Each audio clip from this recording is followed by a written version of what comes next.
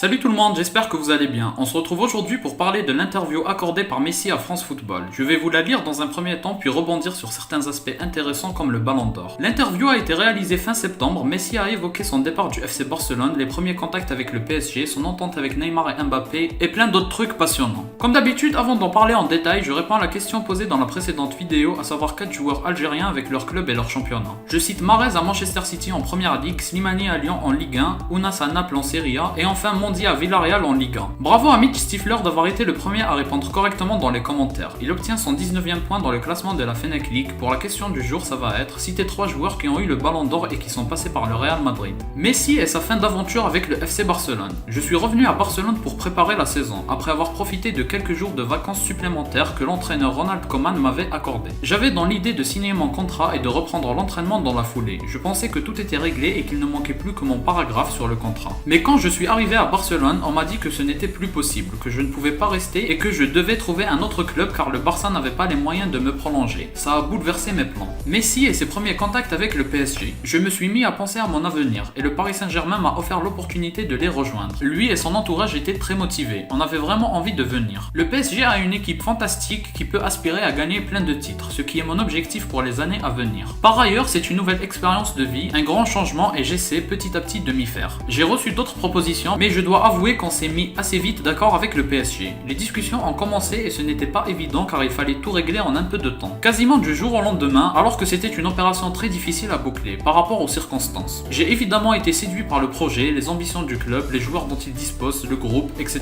Tous ces éléments ont facilité les choses pour trouver rapidement un accord. Messi est la Ligue des Champions avec le PSG. C'est le rêve de tout le monde ici. Cela fait quelques années que le club travaille avec cet objectif et il s'en est rapproché dernièrement. D'un point de vue personnel, c'est pareil, j'aimerais beaucoup gagner à nouveau la Ligue des Champions comme je l'ai dit lorsque j'étais à Barcelone. Messi et les autres favoris de la Ligue des Champions. C'est vrai que les projecteurs sont braqués sur le PSG, mais il y a d'autres équipes très fortes telles que Chelsea, les deux Manchester City et United, le Real Madrid qui répond toujours présent, l'Inter Milan, le Bayern qui est également toujours dans la course, je ne sais pas si j'en oublie. Ce sont toutes des grandes équipes, on a de grandes individualités mais on doit encore apprendre à bien se connaître pour former une équipe. Car pour gagner des titres importants, il faut jouer en équipe. C'est ce qui me fait dire qu'on est encore un cran en retrait par rapport à tous ces clubs, qui ont plus de vécu collectif que nous. Mais je suis persuadé que si l'on parvient à devenir une véritable équipe, ce sera difficile de nous battre. Messi et comment travailler l'entente avec Neymar et Mbappé. C'est quelque chose qui va se mettre en place naturellement, au fur et à mesure des matchs qu'on va jouer ensemble. On va apprendre à se connaître avec le temps, je connais Ney depuis longtemps. Quant à Kylian, cela ne fait que quelques entraînements et quelques matchs qu'on évolue ensemble. Plus on va passer de temps ensemble, dans le vestiaire et sur le terrain, mieux on va se connaître et être performant. Les premières semaines avec Mbappé, sincèrement avec un joueur comme lui, c'est facile de bien s'entendre. De plus, Kylian parle parfaitement espagnol, donc on a aussi de bons échanges en dehors du terrain. Ça rend les choses plus simples. Messi et sa nouvelle vie à Paris. Au top, mon adaptation s'est réalisée très rapidement. Dès mon premier jour, j'ai eu la sensation que ça faisait longtemps que j'étais dans ce vestiaire.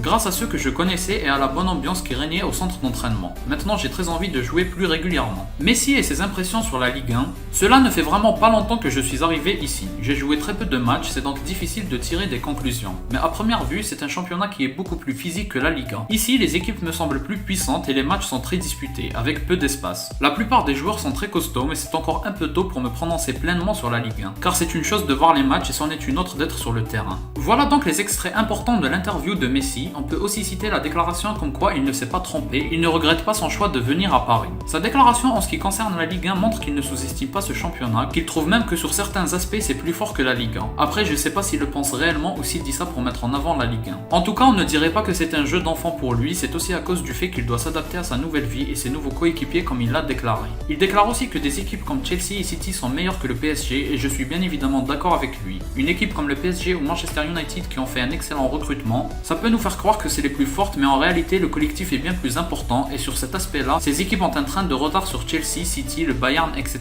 Même si le PSG a battu City, ça reste la vérité d'un match et rien d'autre, surtout quand on voit que le score ne reflète pas le contenu du match. Il a aussi parlé du fait qu'il veuille absolument remporter la Ligue des Champions à nouveau. Il en avait parlé lors de ses adieux à Barcelone et là il en reparle. Ça montre qu'il donnera tout et que ça a beaucoup d'importance à ses yeux, c'est donc une recrue parfaite dans le projet du PSG. Enfin, son départ de Barcelone ne faisait absolument pas partie de ses calculs et ça c'est vraiment triste. Ça restera un point noir dans sa carrière car je pense qu'il aurait aimé finir au Barça. Malgré le fait qu'il ne regrette pas son choix de rejoindre le PSG, mais ça c'est parce qu'il n'avait plus le choix. Si vous avez aimé la vidéo, laissez un like et abonnez-vous pour me soutenir. Moi je vous dis à la prochaine, portez-vous bien.